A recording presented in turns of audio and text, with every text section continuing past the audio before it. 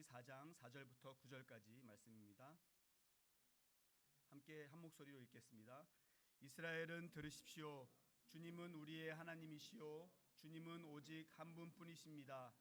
당신들은 마음을 다하고 뜻을 다하고 힘을 다하여 주 당신들의 하나님을 사랑하십시오. 내가 오늘 당신들에게 명하는 이 말씀을 마음에 새기고 자녀에게 부지런히 가르치며 집에 앉아 있을 때나 길을 갈 때나 누워 있을 때나 일어나 있을 때나 언제든지 가르치십시오. 또 당신들은 그것을 손에 메어 표로 삼고 이마에 붙여 기호로 삼으십시오. 집 문설주와 대문에도 써서 붙이십시오. 아멘. 이 시간 목사님께 손봉호 사님께서 나오셔서 신앙교육이란 제목으로 말씀 전하실 때 큰 은혜 받으시기 바랍니다. 나오실 때 평소보다 2배의 박수로 환영하도록 하겠습니다.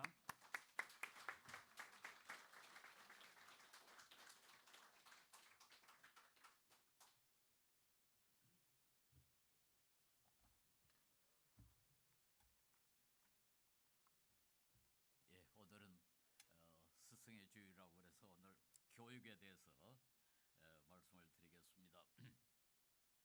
우리 교회에서 언제부터인가 이 모태 신앙이란 말이 유행했습니다. 제가 젊었을 때는 그런 소리를 들어보지를 못했어요. 어떻게 최근에 생긴 용어인 같은데 문자적으로 보면은 모태 신앙이라는 것이 태자가 들어 있으니까 어머니 뱃속에서 가지고 나온 신앙, 이런 의미를 갖게 돼요. 태어날 때부터 가진 신앙.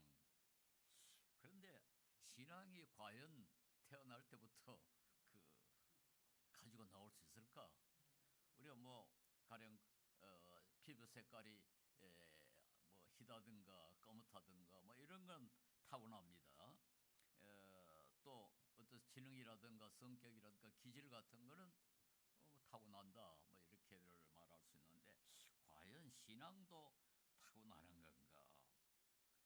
만약에 신앙을 타고난다면은 어떤 의미에서 믿고 안 믿는 게 선천적으로 결정이 되어버리는 거 아닙니까? 그러니까 전도가 별로 중요하지도 않고 또 하나님이 어떤 사람에게 복을 주시고 어떤 사람에게 구원을 내리시는데 그게 선천적으로 결정이 된다면은 조금 불공평하지 않겠습니까? 자기가 결정하는 게 아니고 이미 결정돼 있다. 그런데 성경은 그렇게 가르치질 않습니다. 그래서 저는 모태신앙이라는 말은 좀 잘못된 표현입니다. 성경은 로마서 10장 4절에 14절에 유명한 구절, 또 들은 적이 없는 분을 어떻게 믿을 수 있겠습니까? 들어야 믿는다. 그 말은 바깥으로부터 정보를 받아들여야 신앙을 갖게 되는데 뱃속에서는 정보를 못 받지 않습니까? 그 다음에 17절에 그러므로 믿음은 들음에서 생기고 들음은 그리스도를 전하는 말씀에서 비롯됩니다.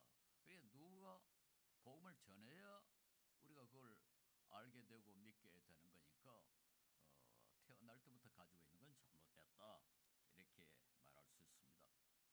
제가 늘 이야기합니다만 기독교는 교육의 종교다 그렇게 이야기하는데 이 교육이라는 말은 좀 넓은 의미로 교육, 즉 바깥에서 들어온 정보 그것을 통해 가지고 우리가 신앙을 갖게 되는 거니까 모태 신앙, 생물학적인 그런 이유로 신자가 되는 게 아니고 바깥으로부터 정보를 들어서 믿음을 갖게 된다 그렇게 말할 수 있습니다. 그런데도 불구하고 이제 모태신앙이라는 말이 교회에서 상당히 무슨 말인지 사람들이 다 알아듣고 그래서 사용하는 이유가 있습니다. 그게 뭘까요? 역시 믿는 부모들 밑에서 자란 사람들이 신앙을 갖기가 쉽다. 상당히 많은 우리 교인들 가운데 보면은 소위 참 모태신앙을 가진 사람들이 많거든요. 부모가 또 가정이 믿었기 때문에 저 사람이 크리스찬이 됐다. 이렇게 되면 그 모태신앙이라고 하는데 된 말이 됩니다. 왜 그럴까요? 그 외부로부터 우리가 모든 영향, 즉 교육을 받는데요. 거기에는 세계관이라든가 가치관이라든가 행동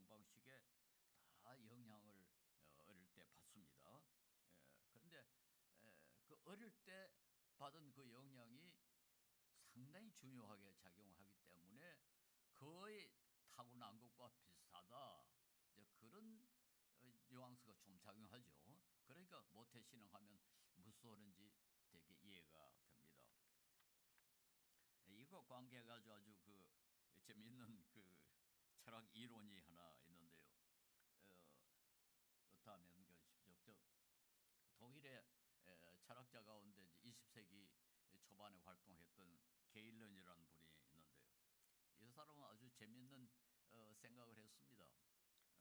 사람과 짐승의 차이는 어떻게 언제 태어나느냐에 상당히 달려있다 이렇게 이야기하는데, 송아지는 여러분 뭐 농촌에서 자란 분은 아시겠습니다만 태어나서 30분이면 걸어요. 제가 어릴 때 우리 집에서 소를 키웠는데 그거 참 신기합니다. 응?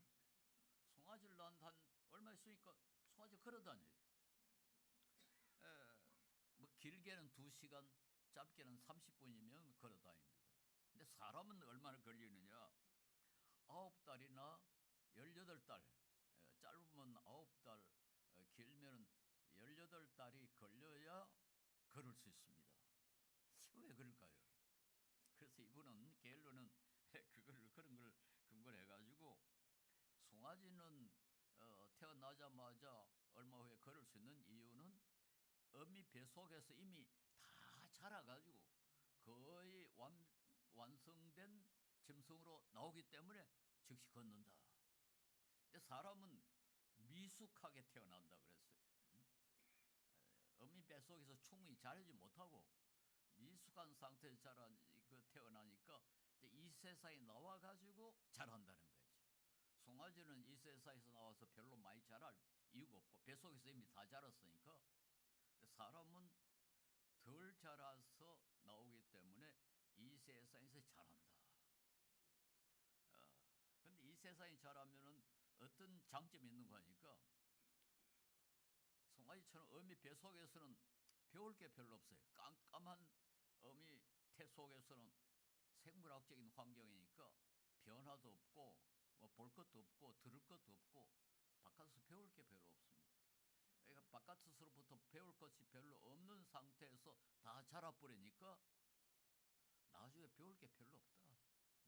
근데 사람은 미숙한 상태에서 태어나니까 이 밝은 세상에서 여러 사람이 같이 사는 그런 세상에서 나머지를 성숙한다는 거죠. 그러니까 훨씬 많이 배우고 훨씬 효과적으로 배운다. 이제 그게 그 게일런이라는 사람의 주장입니다. 그래서 인간은 태어날 때 부족한 생태로 태어나기 때문에 짐승보다는 훨씬 더 유리하다. 그 이론이면 상당히 설득력이 있어 보여요. 그러나 어쨌든 이것이 말한 것은 뭡니까? 어릴 때 그 교육이란 게 그렇게 중요하다. 그걸 말해줍니다. 그렇죠? 아니 뭐 사람은 아주 미숙한 상태로 태어나서 자란다는 게 뭡니까? 그때는 환경이라는 게 가정이거든요. 그렇지 않습니까? 그리고 가장 많이 접촉하는 것이 아버지, 어머니, 뭐 기껏해 형제, 자매, 그런 가정 환경에서 나머지를 부족한 상태를 채운다. 그러니까 어릴 때 어떤 영향을 받느냐, 이게 엄청나게 중요해버린다. 영국의 철학자 로크라는 사람이 그 이야기를 했습니다만, 사람 태어날 때 백지로 태어난다. 영어로 화이트 페이퍼, void of all characters라고 아주 유명한 표현을 하는데, 알파벳 글자가 한자도 없는 백지로, 화이트 페이퍼, 백지로 태어난다. 그리고 이 세상에서 받은 정보를 통해 가지고 거기다 글자가 새겨지고 글자가 단어가 되고 단어가 모아가지고 문장이 되고, 그 지식이라는 것이 바깥으로부터 들어온 정보에 의해서 만들어진다. 그렇게 얘기했어요. 근데 어릴 때는 백지니까 백지에서 들어오는 건 그대로 흡수를 해버린단 말이에요. 요건 내가 받아들여야지, 받아들이지 말아야지, 그런 기초가 없어요. 완전히 백지니까 들어오는 영향을 100% 그대로 받아들입니다. 그 다음에 이제 그것이 기초가 돼가지고 그 다음에 내가 어느 걸 받아들일까, 어느 것을 받아들이지 않을까 하는 이제 그 판단 기준이 생겨버린다는 거예요. 그러니까 어릴 때 받았던 그 영향이 기준이 돼가지고 그 다음에 취사 선택을 하게 된다. 상당히 그 말이 되는 그런 이론이라 할 수 있습니다. 그러니까 여러분이 어떤 성격을 갖게 됐는가, 어떤 가치관을 갖게 됐는가, 어떤 믿음을 갖게 됐는가, 이런 것의 상당한 부분은 어릴 때 부모님으로부터 혹은 가정 환경으로부터 받은 영향에 의해서 기초가 마련된다. 그렇습니다. 그러니까 훌륭한 부모 밑에서 자랐다는 것은, 거기서 태어났다는 건 큰 복입니다. 그건 솔직하게 우리가 인정을 해야 됩니다. 그 가정 환경이 아주 밝고 명랑하고 질서가 있고 평화롭고 그런 환경에서 태어난 사람, 또 아주 교양 있고 사려 깊고 그런 부모 밑에서 태어난 사람은 어릴 때부터 그만한 이익을 본다는 거죠. 그런데 그렇지 못한 환경에서 태어난 사람은 어릴 때부터 그만큼 불리한 그런 출발을 한다, 이렇게 말할 수 있습니다. 그러니까 그게 우리 삶에 그렇게 중요한 영향을 끼치는데, 믿음도 마찬가지다.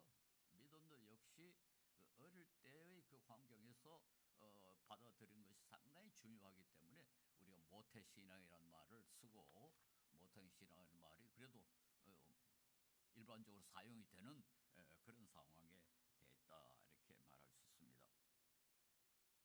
물론 이제 인간의 그 일생이라는 건 어릴 때 100% 결정된다, 이렇게 말한 건 숙명적입니다. 그렇지 않습니다. 사람은 그래도 자라면서 어떤 책을 읽는가, 어떤 교육을 받는가, 어떤 사회에서 사는가, 어떤 자극을 받는가, 이런 게 따라서 완전히 달라질 수가 있죠. 우리가 중간에 개종하는 사람들이 많이 있지 않습니까? 안 그러면 우리가 전도를 왜 합니까? 전도를 한다는 건 어릴 때는 그런 교육을 받지를 못해가지고 믿음이 없지만은 우리가 말씀을 전하고 성경을 읽고 좋은 신앙 서적을 읽고 좋은 설교를 듣고 그래가지고 완전히 180도 바꿔지는 경우가 있습니다. 그러니까 우리의 삶이라는 건 숙명적이 아니에요. 운명적으로 결정되는 건 아닙니다. 어릴 때가 참 중요하긴 하지만은 그게 일생을 100% 지배한다, 이렇게 말하는 건 사실이 아닙니다.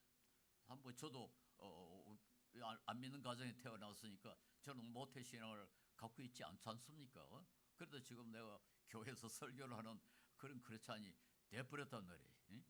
그리고 어떤 사람은 아주 잘 믿는 부모 밑에서 자랐는데 이게 나중에 개망나이가 돼가지고 믿음 다 버리고 못된 짓 하는 사람들도 얼마든지 있습니다. 그러니까 우리가 이 모태신앙이라는 게 참 중요하고 어릴 때 받는 영향이 중요하다는 걸 인정하면서도, 그러나 그건 숙명적은 아니다. 그게 모든 것을 다 완전히 결정하는 건 아니다 하는 것을 우리가 인정을 해야 됩니다. 어쨌든 이 사실은 우리에게 특별히 부모, 자녀를 키우는 부모, 또 뭐 교회에서 중요한 직책을 맡고 있는 사람, 저같이 설교하는 사람의 책임이 엄청나게 중요하다는 것을 말해줍니다. 왜냐하니까 제가 말한 말 한마디 한마디가 설교를 듣는 분들에게 영향을 끼친다는 거예요. 긍정적이든 부정적이든 영향을 끼칩니다. 참 긍정적인 영향을 끼치면 참 좋겠지만은 알 수 없죠. 그 어떻게 말 한마디 잘못해가지고 혹은 바로 했더라도 잘못 들어가지고 완전히 부정적이 될 수가 있습니다. 제가 며칠 전에 대구에 가서 강의를 했는데 그 어떤 사람, 뭐 여러분이 그래요. 그 이야기는 처음 듣습니다. 성령이 그렇게 가르치는 줄 몰랐습니다. 그렇게 이야기를 해요. 그래서 제가 한편으로 좀 보람도 느끼고 내 나름대로 이게 뭐 성령이 가르치는 거라고 이렇게 믿으니까 보람도 느끼고, 다른 한편으로 야, 혹시 내가 잘못 이해했으면 이게 큰일이다, 그런 걱정도 좀 되고 그렇습니다. 어쨌든 우리는 어릴 때 우리 자녀에게만 그 교육자의 역할을 하는 게 아니고 서로서로에게 영향을 끼칩니다. 교회에 훌륭한 그런 그 성도가 있으면 주위 사람이 영향을 받아요. 그리고 교회에서 아주 망나니가 와가지고 못된 짓만 하면 사람들에게 또 부정적인 영향을 끼쳐요. 그러니까 이 교회에도 선순환, 악순환이 일어날 수 있습니다. 아주 훌륭한 교회의 성도가 한 사람이 있으면 그 사람이 영향을 받아가지고 다른 성도들의 신앙이 좋아지고, 그 신앙이 좋아지니까 또 다른 사람에게 좋은 영향이 끼쳐져가지고 결국은 선순환이 일어나고, 이거 뭐 목사를 하면서 장로를 하면서 집사를 하면서 개망나이 같은 짓을 하면은 사람들이 나쁜 영향을 받아가지고 그 다른 사람도 또 나쁜 영향을 받아서 악순환이 벌어질 수가 있어요.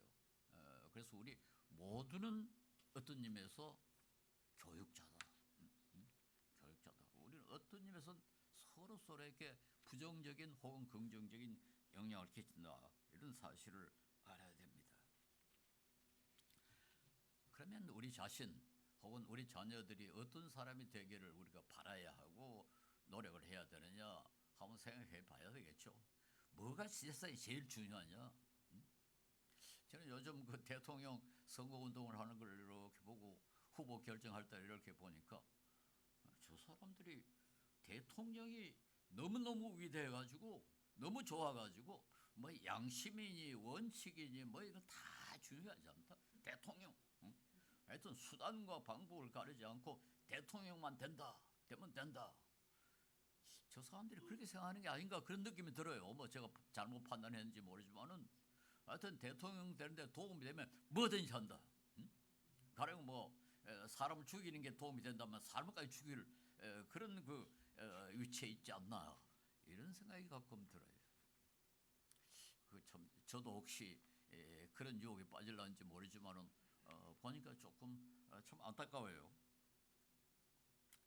그런데 바울 사도는요, 빌립보서 3장 8절에서 9절에 이렇게 얘기합니다. 내 주 예수 그리스도를 아는 지식이 가장 고귀함으로, 이 세상이 가장 고상하고 귀한 게 뭐냐? 예수 그리스도를 아는 거라고 그랬어요. 내 주 예수 그리스도를 아는 지식이 가장 고귀함으로 난 그 밖에 모든 것은 해로 여깁니다. 나머지는 뭐 저한테는 전혀 중요하지 않다. 나는 그리스도 때문에 모든 것을 잃었고, 잃었다는 말은 빼앗겼다는 것보다도 뭐 즐겁게 버렸고, 그렇죠? 그 다음에 그렇죠. 모든 것을 오물로 여깁니다. 나머지는 다 쓰레기입니다. 예수 그리스도를 아는 지식이 가장 고귀하고 고상함으로 나머지는 뭐 전혀 중요하지 않고 쓰레기다. 나는 그리스도를 알고 그리스도 안에 있는 사람으로 인정받으려고 합니다.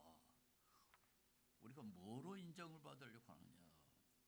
아예 돈을 좋아하는 사람은 사람들이 야 당신 참 부자다 그렇게 인정받기를 좋아하지 않겠습니까?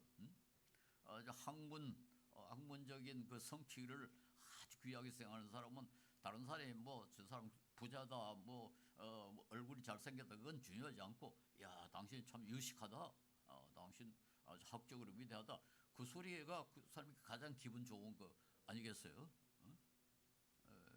제가 저 어디 무슨 잡지에 보니까 아주 좀 우스운 이야기가 있습니다. 여성들에게 조사를 해보면은 얼굴이 잘생긴 분은 당신은 예쁜 걸 좋아합니까? 머리 좋다는 소리를 좋아합니까? 그러니까 머리 좋다 하는 소리를 좋아한다 한대요. 그 예쁜 사람들은. 그런데 머리 좋은 여자는 예쁘다는 소리를 좋아한다 그래요.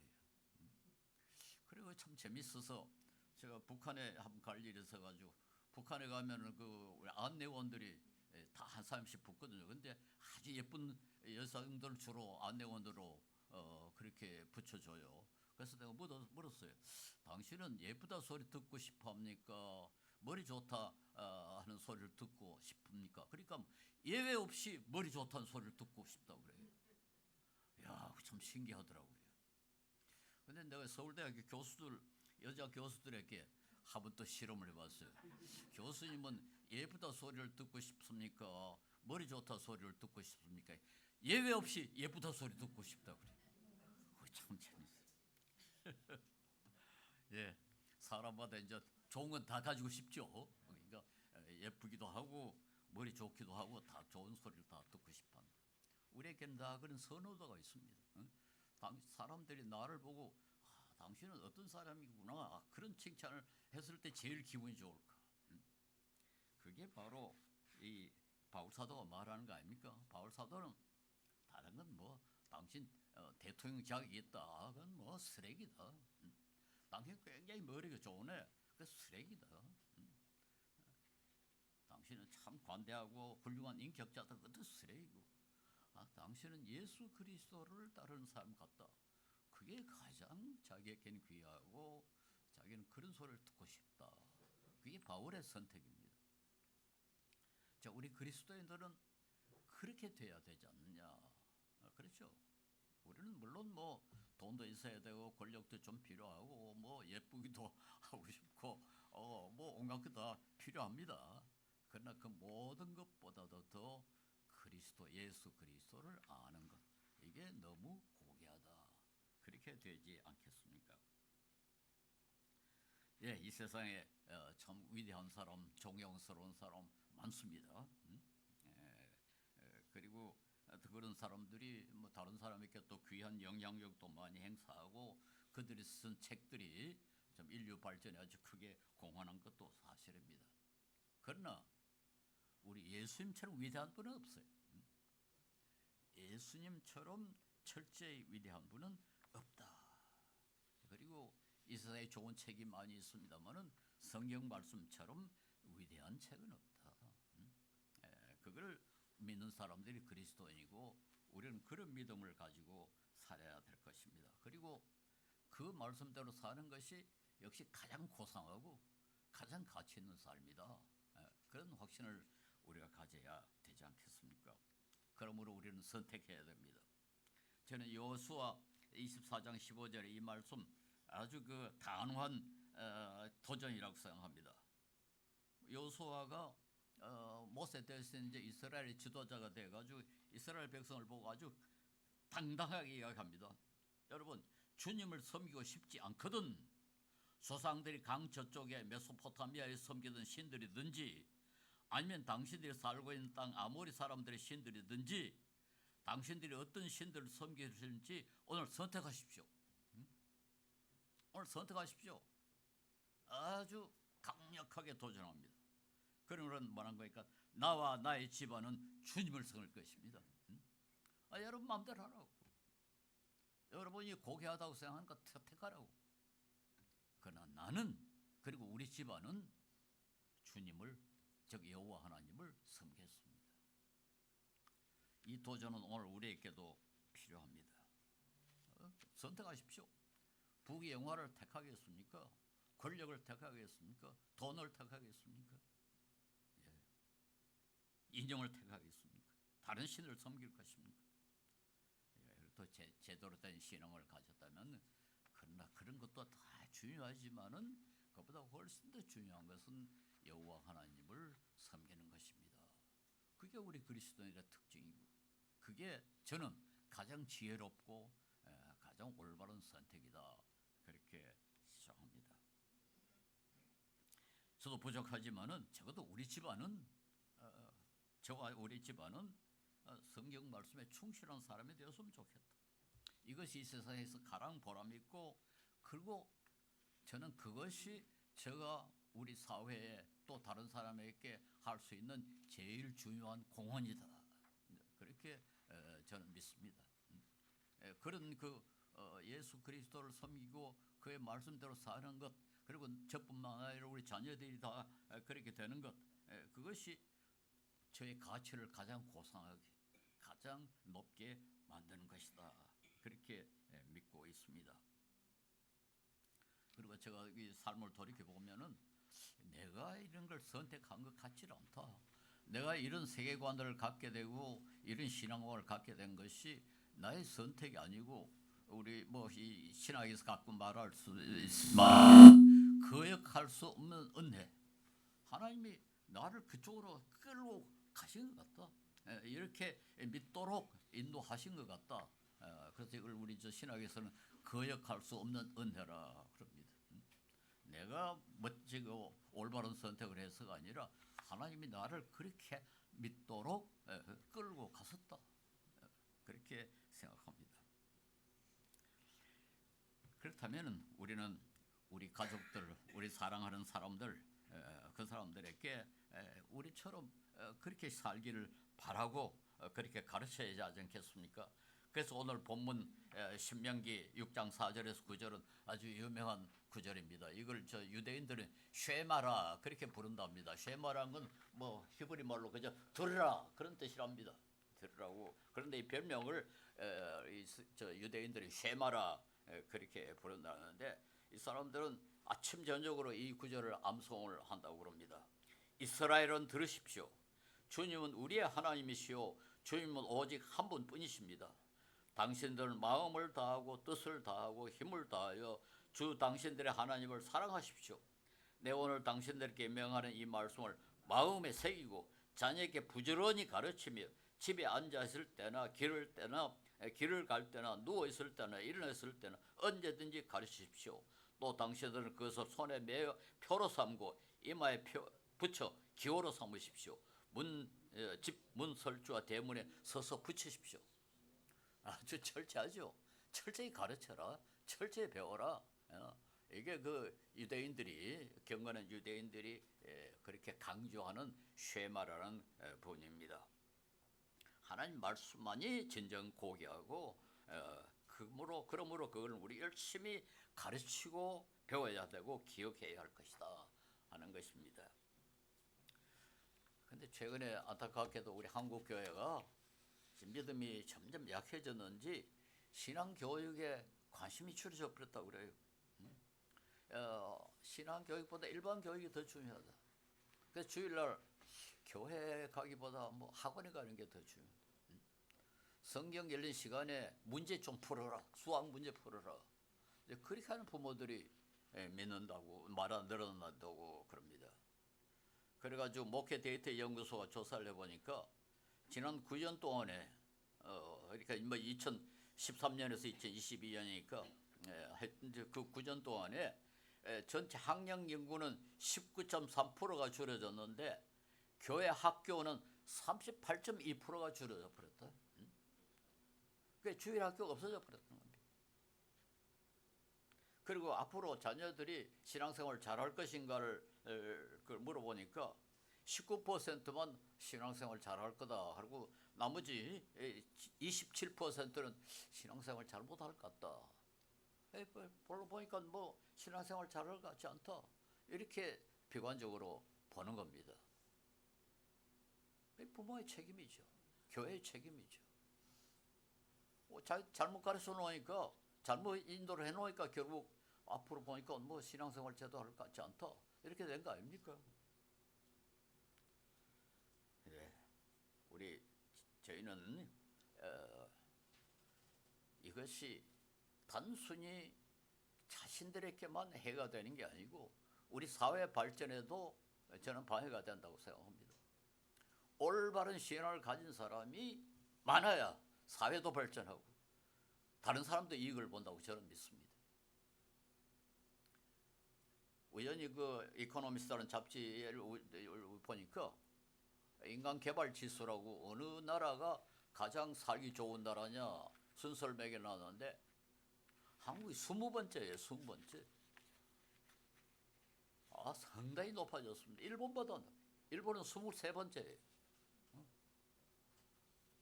우리 김구 선생이나 도서관 나창우 선생 같은 분이 이런 걸 봤으면 얼마나 기뻐하시겠어요. 일본보다 우리가 선진국이 되어 있어요. 왜 그럴까? 일본은 우리보다 인구도 많고 역사도 깊고 일찍이 시작이고 그런데 왜 일본은 한국보다 뒤떨어진 나라가 되나? 뭐가 한국이 일본보다 앞서도록 했을까? 저는 기독교라고 생각합니다. 저는 한국의 기독교 때문에 그래도 이만큼 빨리 발전했다. 아시아에서는 물론 뭐 우리보다 더 잘 사는 홍콩과 싱가포르가 조금 높습니다. 그러나 그건 뭐 도시국가니까 그건 국가라고 할 수 없죠. 그러니까 그런 나라가 등수가 높은 건 뭐 그렇게 특이하지 않습니다. 그런데 인구가 몇 천만이 되는 나라를 치고는 아시아에서 우리가 제일 잘 사는 나라가 되어버렸어요. 전 기독교 때문입니다. 그러므로 올바른 신앙은 절대로 다른 사람에게 해를 끼치지 않는다. 다른 사람에게도 이익이 되고 우리 사회 발전에 이익이 된다. 그렇게 믿습니다. 예, 우리가 앞으로도 계속해서 좀 더 하나님 앞에 올바르고 다른 사람에게 이익을 주려면은 신앙 교육에 더 큰 관심을 가져야 됩니다. 창세기 18장 19절에 아주 유명한 구절이죠. 내가 아브라함을 선택한 것은 내가 아브라함을 택하신 백성의 손자로 택한 것은 그가 자식들과 자손을 잘 가르쳐서 나에게 순종하게 하고 옳고 바른 일을 하도록 가르치라는 뜻에 한 것이다. 하나님이 왜 아브라함을 택하셨느냐? 잘 가르치기 위해서. 그의 자손이 아브라함에게 배운 대로 하면 나는 아브라함에게 약속한 대로 다 이루어 주겠다. 뭡니까? 다 이루어 주겠다. 뭐를? 약속한 것. 번영이죠. 복이죠. 잘 가르치면 올바로 신앙적으로 올바로 가르치면 복을 주겠다. 예, 어릴 때의 교육은 말로 안 되죠. 뭐 어릴 때는 말도 할 줄 모르고 들 줄도 모르니까요. 어릴 때 교육이 뭐로 이루어집니까? 태도로, 행동, 삶으로, 분위기로 교육이 이루어집니다. 그러므로 삶으로 모범을 보이고 분위기를 밝고 경건하게 질서 있게 유지해야 어릴 때 교육이 이루어지지 않겠습니까? 어릴 때 받은 교육이 중요한데 어릴 때 교육이 말로 이루어지지 아니하니까 행동으로, 삶으로, 모범으로 보이는 수밖에 없습니다. 그리고 이건 단순히 어릴 때뿐만 아니라 지식 교육을 제외한 가령 수학이라든가 물리학 같은 건 뭐 행동이 중요하지 않습니다. 그건 지식만 있으면 됩니다. 그러나 그 외에 인격과 관계되는 모든 교육은 사실은 모범을 보이지 않고는 안 된다. 행동으로 보여줘야 된다. 그렇게 말할 수 있습니다. 그래서 성경은 모범을 굉장히 강조를 해요. 고린도전서 11장 1절에 내가 그리스도를 본받는 사람인 것 같이 여러분은 나를 본받는 사람이 되십시오. 에베소서 1절에 그러므로 여러분은 사랑을 받은 자녀답게 하나님을 본받는 사람이 되십시오. 요한 3서 1장 11절에 사랑하는 이여 악한 것을 본받지 말고 선한 것을 본받으십시오. 베드로전서 5장 3절에 여러분은 여러분이 맡은 사람을 지배하려고 하지 말고 양떼 모범이 되십시오. 디도서 2장 7절에 되는 모든 일에 선한 행실에 모범이 되십시오. 그대는 모든 일에 선한 행실에 모범이 되십시오. 여기에 본받으라 모범이 되라는 구절이 성경에 꽉 차 있습니다. 그러니까 단순히 그 지식으로 가르치는 거 그것만 가지고는 안 된다. 모범이 돼야 된다. 아까도 이야기했습니다만 우리가 원하든 원하지 않든 다른 사람에게 모범이 됩니다. 나쁜 의미의 모범이 될 수도 있고 좋은 의미의 모범이 될 수 있습니다. 그러므로 우리는 모두 조심해야 됩니다. 내의 삶이, 내 행동이 단순히 내 하나에게 국한된 게 아니고 이게 다른 사람에게 영향을 끼친다. 특별히 자녀들에게 그렇죠. 사실 이 자녀 교육, 우리나라에서 자녀 교육, 자녀 신앙 교육에 대해서는 큰 소리 칠 사람이 아무도 없습니다. 저도 우리 아이들 어렸을 때는 일체 설교를 제가 많이 했습니다만 우리 아이들에 대해서 한마디도 안 했어요. 자신이 없어요. 아니 저놈들이 나중에 어떻게 될지 뭐 알 수가 있어야죠. 근데 이제 나이가 다 50이 넘어가 버렸어요. 그러니까 뭐 이제는 뭐 많이 변하지는 않을 것이다. 그런 생각이 들어가지고 조금은 안심합니다. 저희 아들이 하나뿐인데 초등학교 1학년 때 거짓말을 엄청나게 한 것이 드러났어요. 그래가지고 애를 불러다가 종아리를 얼마나 때렸는지 몰라요. 그리고 나도 애비가 잘못 가르쳐가 이따위 자식이 생겼다고 내 종아리를 내가 아이 앞에서 때렸어요. 둘 다 엄청나게 매를 맞았습니다. 물론 뭐 저는 추천하지 않습니다. 여러분은 이제 매질하지 마십시오. 그때는 좀 뭐 한 세기 전입니다. 그러니까 그때는 우리가 아직까지 매질이 상당히 그 유행하던 시절이니까. 근데 나중에 커서 이제 유학을 가서 가가지고 어버이날에 편지를 보냈는데 잊지 않고 있습니다. 그 맨맞은 것을 잊지 않고 있습니다. 그렇게 써보어요. 그래서 효과가 있구나 그렇게 생각을 했습니다. 어쨌든 뭐 빗나가지 않아서 며칠 전에 자기가 다닌 교회 장로로 이제 선택을 받았습니다. 그러니까 이 믿음이 뭐 그렇게 잘못돼 간 건 아니죠. 그리고 기독교 관계 특강도 여러 군데 하고 그렇게 돌아다닙니다. 근데 문제는 그 아이에게만 영향을 준 게 아니고 나에게도 영향을 주는 겁니다. 아니 아이에게 이제 거짓말을 하면 안 된다고 그렇게 때려놓고는 내가 아이 앞에서 거짓말을 하는 것이 드러나면은 그때는 어떻게 하겠어요? 그래 그때부터 이제 내가 바짝 긴장을 그게 나에게도 도움이 됐어요. 그뿐 아니라 뭐 저는 신문에 글도 많이 썼고 방송에도 많이 나오고 돌아다니면서 뭐 바른 소리, 바른 소리 많이 했기 때문에 이게 뭐 엄청난 부담이 돼요.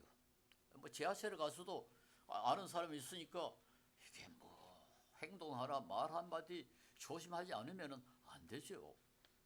그리고 우리 동료 교수들 가운데는 그 때문에 텔레비전에 암만 나오려도 안 나오는 사람이 있어요. 거기 나가 놓으면 부담이 돼가지고 그 행동에 자유가 없다고 그래요. 근데 저는 좀 뭐 어리석게 가서 온갖 소리 다 해놨으니까 그러니까 얼마나 부담이 되는지 모르죠. 그런데요, 그게 결국 나에게 도움이 되었습니다. 조심할 수밖에 없으니까요. 그래서 내가 이것도 아까 이야기한 참 거역할 수 없는 하나님의 은혜다. 나에게 그런 기회를 주신 것은 다른 사람에게 뭐 좋은 걸 가르치라는 게 아니라 너 자신이 정말 조심해라. 오늘 설교하는 것도 마찬가지입니다. 제가 여러분에게 이렇게 말을 해놓고는 길가에 가서 개떡 같은 짓을 하면은 그 뭐 여러분이 얼마나 실망하겠습니까? 그러니까 조심할 수밖에 없죠. 그런데 그게 결과적으로 나에게 해가 아니더라. 결국 나에게도 이익이 되더라. 그래서 저는 이렇게 한 것에 대해서 감사합니다. 이게 바로 하나님께서 거역할 수 없도록 은혜를 주신 것이다. 그렇게 믿습니다.